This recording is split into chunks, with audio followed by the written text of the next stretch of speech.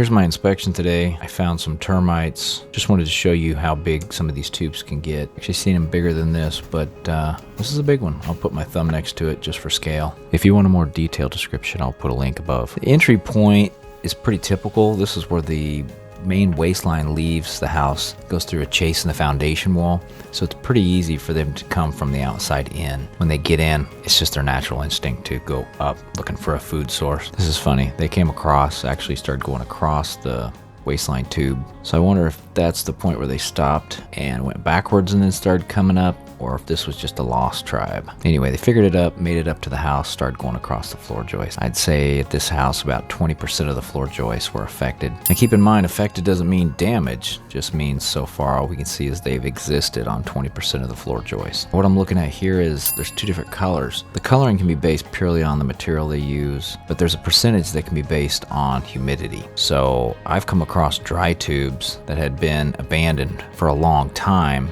and they were a totally different color than a fresh tube that was moist. But in this case, what this two colors means is that we've had two different episodes. Obviously the lighter color on top was the latest. So sometimes what you can find is that a house may have been treated and you'll see that the tubes haven't been knocked or cleared, but you'll see a totally different colored tube. So it's a good way to judge just on color, maybe the variation in time, and then you always want to break it open. Documenting a tube is one thing, but to actually find the live termites gives a lot more probable cause to do an invasive inspection. So we got a few that fell out here, and they're small. Just to remind you how small they are, I'll put my thumb for scale. Now my 20% affected area, I'll want to probe that, but keep in mind you're not here to do a very extensive inspection. This is just probable cause, and once you find enough damage or enough soft spots, then you can actually recommend a specialist come in. And the specialist is going to spend hours and hours probing all the wood. And even though these boards look affected, you hear them, they're solid, very solid. So even though 20% are affected, I'd say probably only 2% were actually damaged. So just a reminder, not only to look up for termites, but look down.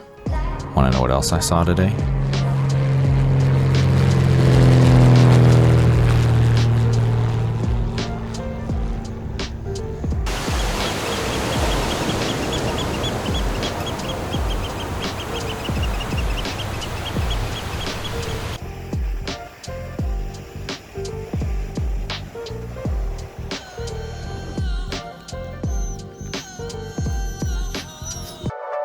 Subscribe to our channel and we'll keep you in the loop.